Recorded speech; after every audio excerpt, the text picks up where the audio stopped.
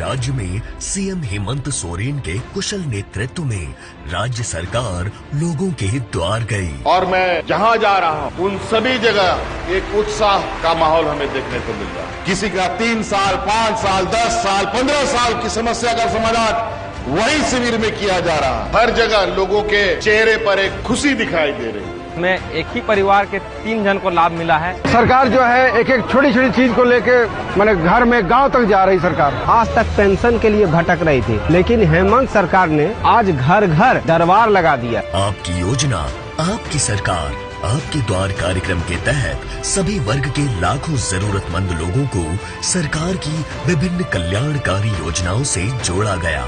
हक अधिकार का ये सिलसिला जो शुरू हुआ है वो अब अनवरत चलता ही रहेगा। आपकी योजना, आपकी सरकार, आपके द्वार।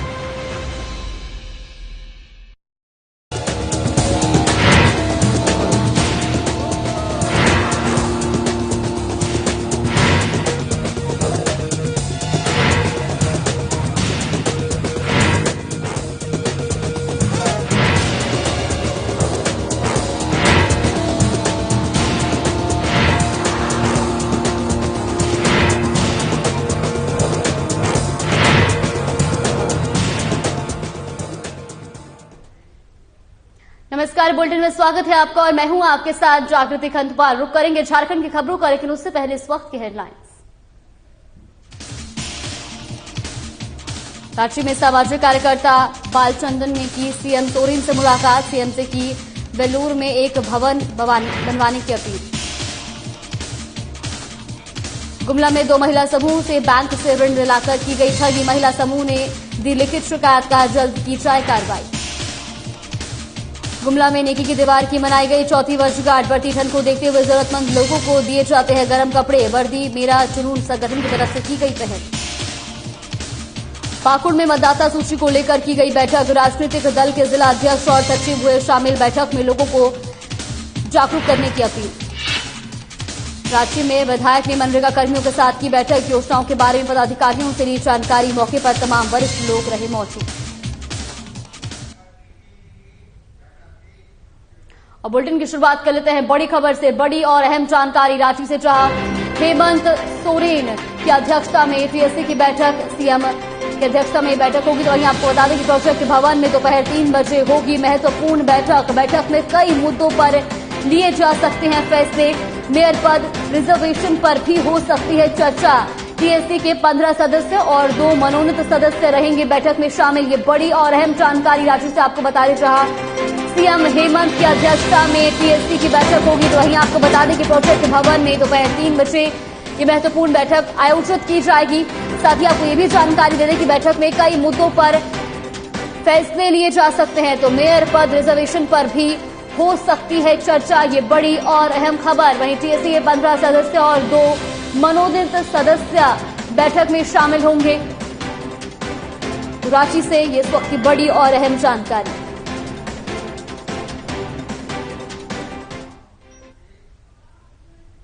वही खबरों में आगे बढ़ते, जहां मुख्यमंत्री हेमंत सोरेन से मंगलवार को वेल्लोर जिले की सबसे बड़ी पंचायत विरमचीपुरम के प्रमुख बी गुणासुंदरी, पंचायत सचिव जे सलवक और एक्स आर्मी मैन और सामाजिक कार्यकर्ता बालचंदन ने मुलाकात की। इस दौरान उन्होंने वेल्लोर में एक भवन बनवाने की अपील की। तो वहीं इस भवन के लिए उन्होंने निःशुल्क जमीन उपलब्ध करवाने का भी भरोसा दिया है। आपको बता दें कि सामाजिक कार्यकर्ता बालचंदन ने सीएम हेमंत सोरेन से मुलाकात की और इस दौरान मुख्यमंत्री को बताया कि झारखंड के विभिन्न जिलों से बड़ी संख्या में मरीज इलाज कराने के लिए सीएमसी वेलूर आते हैं। इनमें गंभीर बीमारी से ग्रसित गरीब मरीजों की संख्या बहुत होती है। इलाज के सिलसिले में उन्हें लंबे समय तक यहां रहना पड़ता है। ऐसे में इन मरीजों को रहने में काफी कठिनाइयों का सामना भी करना पड़ता है। अगर राज्य सरकार वहां भवन बना दे तो उसका काफी फायदा इस राज्य के मरीजों को होगा। उन्होंने मुख्यमंत्री को कहा कि वेलोर में भवन बनाने के लिए वो सरकार को निःशुल्क जमीन उपलब्ध कराएंगे। वहीं मुख्यमंत्री ने इस पर सकारात्मक पहल करने का भरोसा दिया है।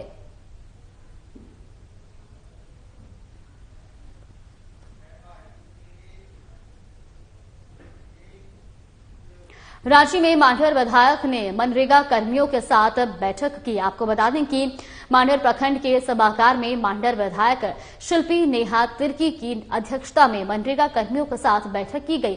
वहीं इस बैठक में विधायक ने प्रखंड क्षेत्र में चल रही योजनाओं के बारे में पदाधिकारियों से जानकारी ली और साथ ही सरकार की तरफ चलाई जा रही योजनाओं को धरातल में लाने और पूर्ण हुई योजनाओं के पेमेंट में जो समस्या आ रही है उनकी भी जानकारी मनरेगा कर्मियों से विधायक ने ली।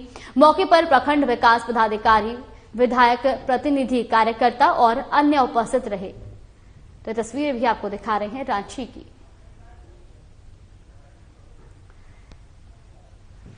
तो रांची में मांडर विधायक ने मनरेगा कर्मियों के साथ बैठक की, तस्वीरें भी आप देख सकते हैं। वहीं आपको बता दें कि मांडर प्रखंड के सभागार में मांडर विधायक शिल्पी नेहा तिर्की की अध्यक्षता में मनरेगा कर्मियों के साथ बैठक की गई। वहीं इस बैठक में विधायक ने प्रखंड क्षेत्र में चल रही योजनाओं के बारे में पदाधिकारियों से जानकारी ली और साथ ही सरकार की तरफ चलाई जा रही योजनाओं को धरातल में लाने और पूर्ण हुई योजनाओं के पेमेंट में जो समस्या आ रही है उनकी भी जानकारी मनरेगा कर्मियों से विधायक ने ली। मौके पर प्रखंड विकास पदाधिकारी, विधायक प्रतिनिधि, कार्यकर्ता और अन्य उपस्थित रहे।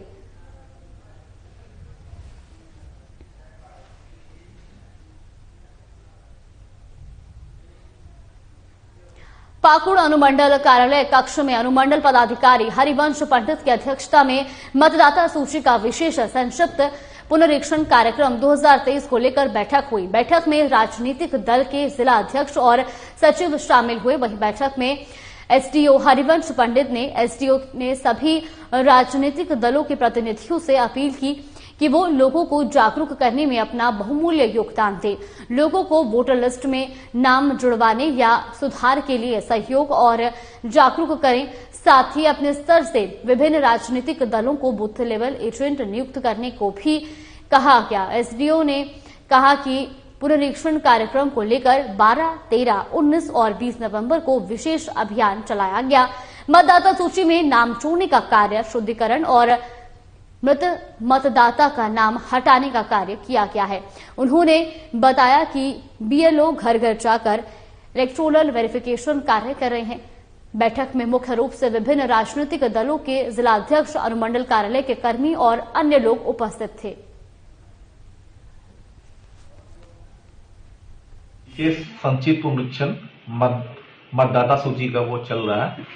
इसी को लेकर के आज जो यहाँ पॉलिटिकल पार्टीज थे उनके साथ एक बैठक की गई, जिसमें इसके बारे में विस्तार से बताया गया और सभी पॉलिटिकल पार्टीज के माननीय जो भी अध्यक्ष और सचिव आए हुए थे उनसे भी अनुरोध किया गया कि अभी जो संक्षिप्त पुनरीक्षण कार्यक्रम चल रहा है उसमें पूरा सहयोग देते हुए क्षेत्र में जो भी अभी जिनका नाम प्रपत्र 6 के माध्यम से आना है, मतलब मतदाता सूची में नाम नहीं जुड़ा है, उनका नाम जुड़वाएंगे और जिनकी मृत्यु हो गई है या बाहर शिफ्ट कर गए हैं उनका नाम हटवाने में प्रशासन की मदद करेंगे। गुमला जिला मुख्यालय के 2 महिला समूह डमरडीहा आजीविका महिला समूह, सरकपुरा गमरिया और क्रांति ग्राम संगठन के समूह के Youth Eco Revolution Private Limited ने कर्मी रकमसेरा डिडौली निवासी विजय साहू की तरफ से ठगी करने का मामला प्रकाश में आया है। विजय साहू ने 2 महिला समूह से 13,86,000 रुपए ठगी की है। वहीं दोनों महिला समूह से गुमला थाने में लिखित आवेदन सौंपकर कसीरा रकम सेरा गांव निवासी विजय साहू के खिलाफ कार्रवाई की मांग की है। आवेदन में डमरडीहा आजीविका महिला समूह के सदस्यों ने कहा कि Youth Eco Revolution Private Limited के कर्मी विजय साहू हमारे गांव आकर सर्फ उद्योग व्यवसाय संचालन के नाम पर एक अग्रीमेंट किया, जिसमें व्यवसाय शुरू करने के लिए 15 लाख रुपए लागत है, जिसमें से डमरडीहा आजीविका महिला समूह की तरफ 6 लाख और यूथ इको प्राइवेट लिमिटेड द्वारा कुल 9 लाख खर्च करने पर सहमति बनी। इसके बाद हमारे समूह के कुल 30 सदस्यों को कंपनी की तरफ से ऋण स्वीकृत करवाकर सभी सदस्यों से 22,000 रुपए प्रति सदस्य के हिसाब से कुल 6,60,000 रुपए कंपनी कर्मी विजय साहू की तरफ से नगद लिया गया। कुछ महिलाएं हमारे थाने में आके शिकायत दी है कि एक अभियुक्त है, नाम तो अभी नहीं बताना चाहेंगे, और उनके द्वारा जो महिलाओं को इनके द्वारा कहा जा रहा है कि हम लोग को लोन उठवा कर उसमें सहयोग करके और मसाला फैक्ट्री लगाने के नाम से हम लोग को पैसा लगभग 33 महिलाओं से उन्होंने लिया है और ना कोई मसाला फैक्ट्री लगा रहे ना कुछ कर रहे हैं, और ऐसा इन लोग को लगता है कि उनके द्वारा इनके पैसा को ठगाया गया है। वक्त चला एक छोटे से ब्रेक का। ब्रेक के बाद जल्द हाजिर होंगे।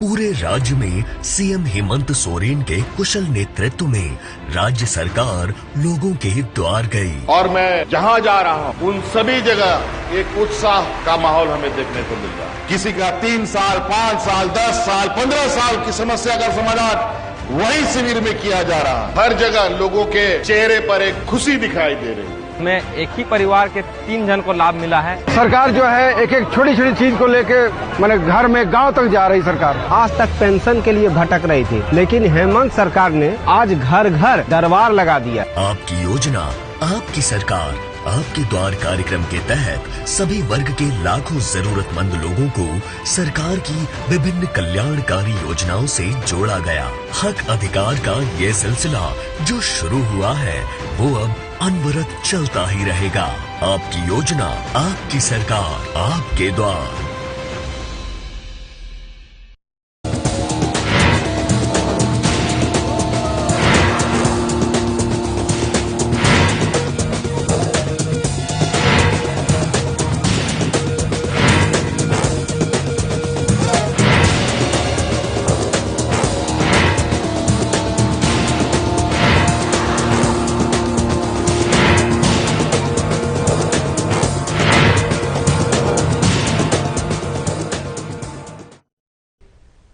ब्रेक के बाद स्वागत है आपका। रुख कर लेते हैं खबरों का। गुमला जिले में कार्यरत युवाओं का संगठन वर्दी मेरा जुनून संगठन की तरफ से नेकी की दीवार का 4था वर्षगांठ मनाया गया। वहीं दीपक साहू ने जानकारी देते हुए बताया कि वर्दी मेरा जुनून संगठन के माध्यम से जिले के युवा और युवतियों को सेना में जाने के लिए तैयार कराया जाता है ताकि ग्रामीण क्षेत्र के युवा भी अच्छी तैयारी कर सेना में जाकर देश की सेवा कर सकें। साथ ही संगठन के माध्यम से बढ़ती ठंड को देखते हुए प्रत्येक साल नेकी की दीवार के समीप जरूरतमंद लोगों के लिए कपड़े की व्यवस्था की जाती है ताकि जिले के गरीब मजदूर, किसान और रिक्शा चालकों को ठंड में दिक्कत न हो। इसलिए युवाओं की तरफ से मुहिम चलाकर कपड़े की व्यवस्था की जाती है। तो गुमला से खबर आपको बता रहे और ये तस्वीरें भी आपको दिखा रहे जहां पर नेकी की दीवार की 4थी वर्षगांठ मनाई गई।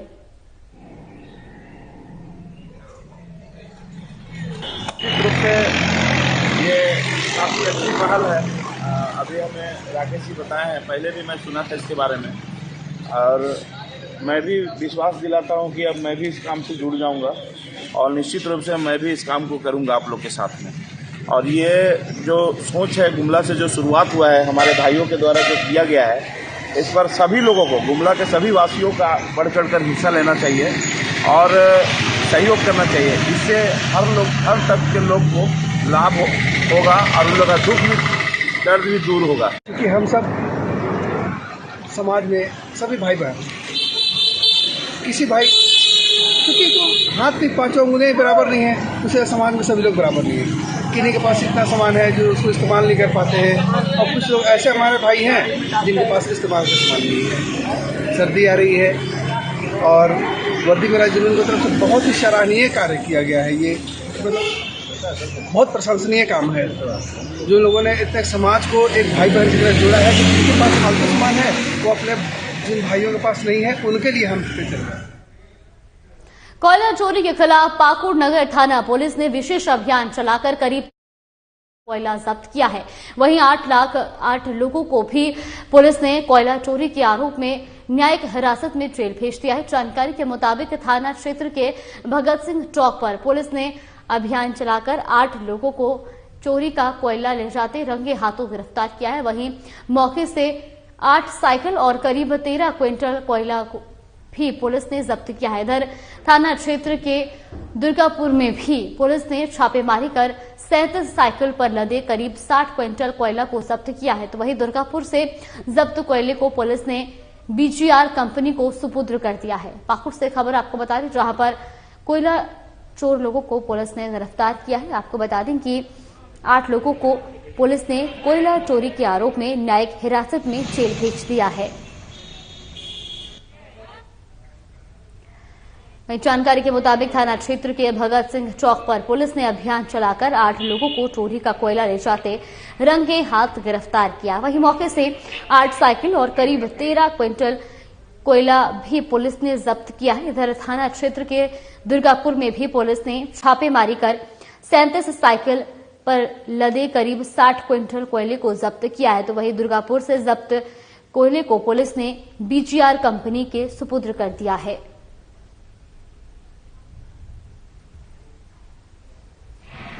अवैध रूप से कोयला ले जाते हुए 8 व्यक्ति को गिरफ्तार किया गया है। जी सर। लगभग 12 क्विंटल कोयला और 8 साइकिल को जब्त किया गया है। जी सर। अभी कोयला चोरी के विरुद्ध में हम लोग डे टू डे मॉनिटरिंग करके अभियान चला रहे हैं। वक्त तो चला एक छोटे से ब्रेक का। ब्रेक के बाद जल्द हाजिर होंगे।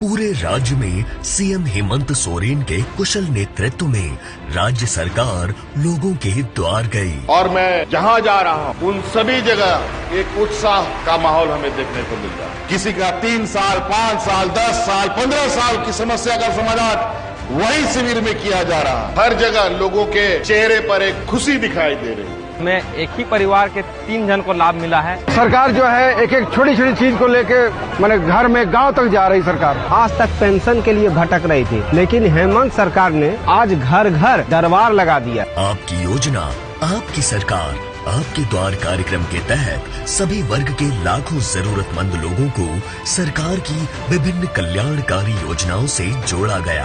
हक अधिकार का ये सिलसिला जो शुरू हुआ है वो अब अनवरत चलता ही रहेगा। आपकी योजना, आपकी सरकार, आपके द्वार।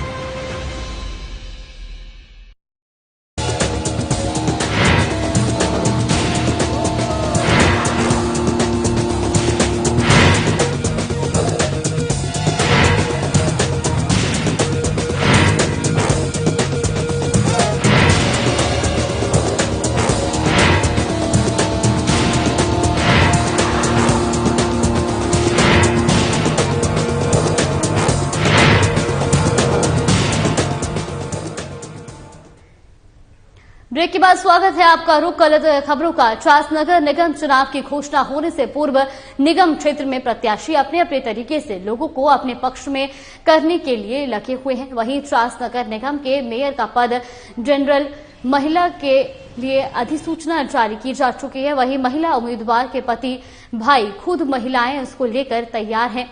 लोग मेयर पद महिला के लिए आरक्षित होने पर पढ़ी लिखी महिला और ईमानदार महिला को मौका देने की बात कह रहे हैं, तो कुछ लोग मेयर पद महिला होने से विकास पहले से कम होने की भी बात कहते नजर आ रहे हैं। लोगों का कहना है कि विकास नगर निगम क्षेत्र में हुआ है, लेकिन काफी काम अभी बाकी है।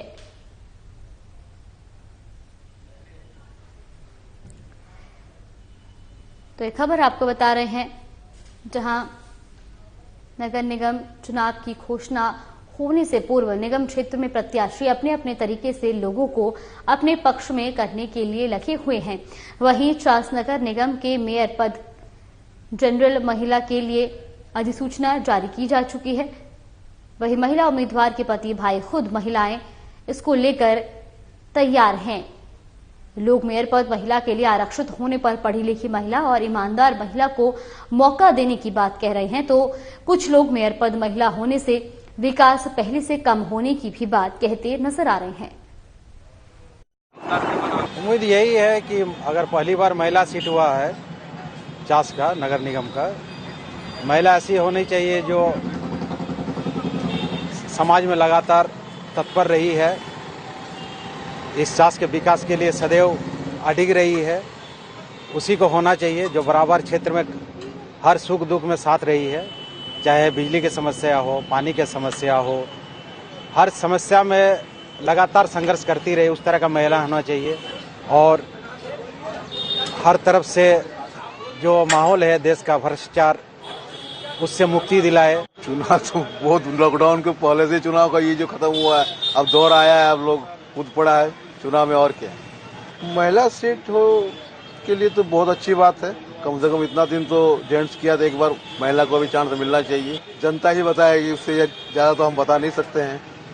हाँ, अब तो किसी के बारे में कुछ तो बताना भी तो बहुत मुश्किल है, जब भी बताएगी जनता अपना तय करेगी। महिला कितना करेगा काम, जितना जेंट्स करेगा उतना महिला तो नहीं करेगा। क्या लग रहा है आपको? उन्हें तो हमरा महिला को तो नहीं लग रहा है कि उतना काम कर सकता है। क्या मतलब क्षेत्र में समस्या है आपका? हमारा क्षेत्र में तो रोड नहीं है, पानी टाइम तक नहीं आता है, और बिजली तो कटता तो 3-3 घंटा कटले रह जाता है। वन विभाग सिमडेगा के द्वारा हाथी पीड़ित 62 लोगों के बीच 5,14,840 रुपए की मुआवजा राशि का वितरण किया गया। इस मौके पर मुख्य रूप से राज्यसभा सांसद प्रतिनिधि उपेंद्र श्रीवास्तव, कोलेबिरा विधायक प्रतिनिधि रावे लकड़ा और वन क्षेत्र पदाधिकारी शंभू शरण चौधरी उपस्थित रहे। मौके पर उन्होंने हाथी पीड़ित लोगों के बीच फसलों के नुकसान, घरों को ध्वस्त करने के एवज में आकलन के आधार पर मुआवजा राशि का चेक दिया। क्षेत्र के कुल 62 परिवारों के बीच ये राशि का वितरण किया गया। इस दौरान वन विभाग ने कहा कि विभाग प्रयासरत है कि क्षेत्र में हाथियों के द्वारा आतंक न हो। इसके लिए उड़ीसा से प्रशिक्षक के द्वारा ग्रामीण क्षेत्रों में अलग अलग दिन कैंप आयोजित करते हुए लोगों को प्रशिक्षण दिलाने का कार्य किया जा रहा है।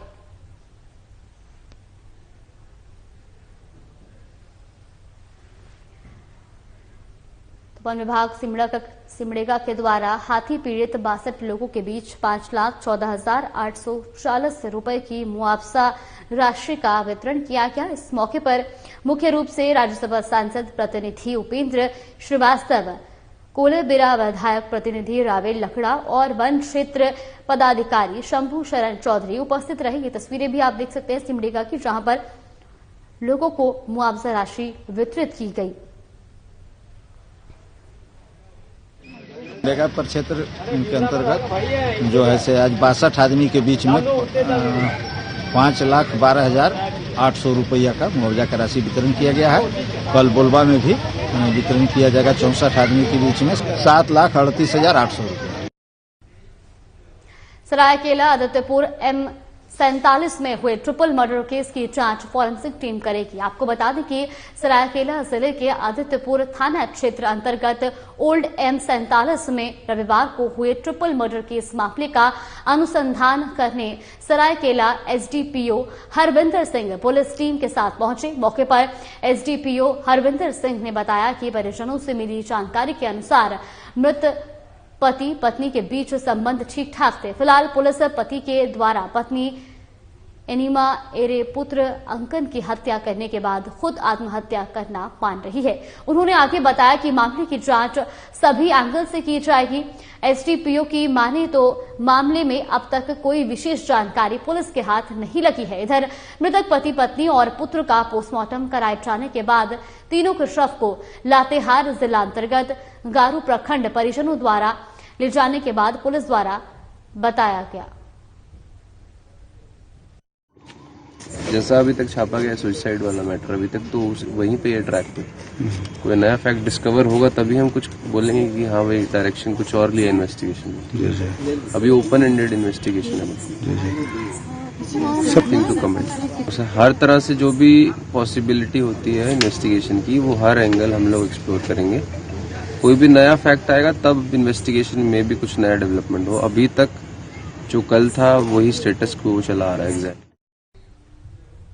जमशेदपुर के NH 33 पर गालूडीहा स्थित टोल प्लाजा को मंगलवार से शुरू कर दिया गया। वहीं इसका विरोध भी देखने को मिल रहा है। आपको बता दें कि इससे पूर्व इस टोल प्लाजा के खिलाफ स्थानीय विधायक रामदास सोरेन ने भी धरना दिया था। इसके बावजूद ये मंगलवार को शुरू कर दिया गया, जिसका विरोध स्थानीय एवं झामुमो कार्यकर्ता कर रहे हैं। इनके अनुसार इस रूट में मात्र 35 किलोमीटर के दायरे में 2 टोल प्लाजा संचालित है, जबकि 60 किलोमीटर से कम दायरे में 2 टोल नहीं हो सकते हैं। साथ ही प्रदर्शनकारियों द्वारा कहा गया कि यदि यहां टोल वसूली बंद नहीं की गई तो आगे आंदोलन और उग्र होगा। देख रहे होंगे कि ये टोल प्लाजा पहले से विरोध में है। विरोध ये सब लोग को मालूम है कि यहाँ पर ये पुतरू गांव जो है ये 25 अनुसूचित क्षेत्र में पड़ता है और ये पुतरू गांव में जो टोल प्लाजा बना है ये अवैध बना है।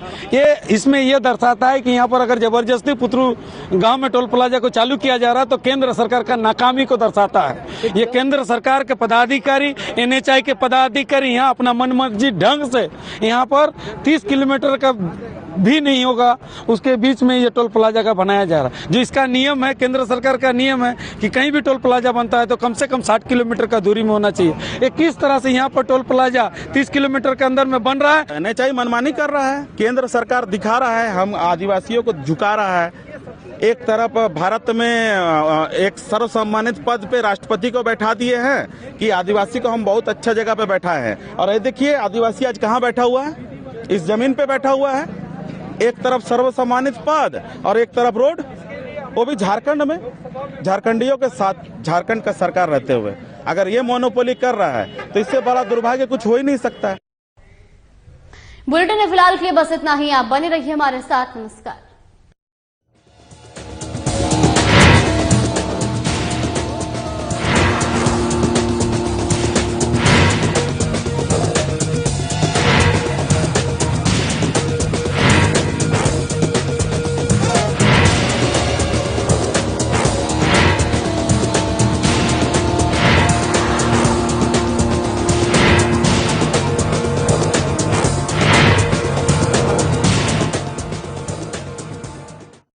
पूरे राज्य में CM हेमंत सोरेन के कुशल नेतृत्व में राज्य सरकार लोगों के द्वार गई। और मैं जहाँ जा रहा हूँ उन सभी जगह एक उत्साह का माहौल हमें देखने को मिल रहा है। किसी का 3 साल, 5 साल, 10 साल, 15 साल की समस्या का समाधान वही शिविर में किया जा रहा है। हर जगह लोगों के चेहरे पर एक खुशी दिखाई दे रही है। में एक ही परिवार के 3 जन को लाभ मिला है। सरकार जो है एक एक छोटी छोटी चीज को लेके मैंने घर में गांव तक जा रही सरकार। आज तक पेंशन के लिए भटक रही थी, लेकिन हेमंत सरकार ने आज घर घर दरबार लगा दिया। आपकी योजना, आपकी सरकार, आपके द्वार कार्यक्रम के तहत सभी वर्ग के लाखों जरूरतमंद लोगों को सरकार की विभिन्न कल्याणकारी योजनाओं से जोड़ा गया।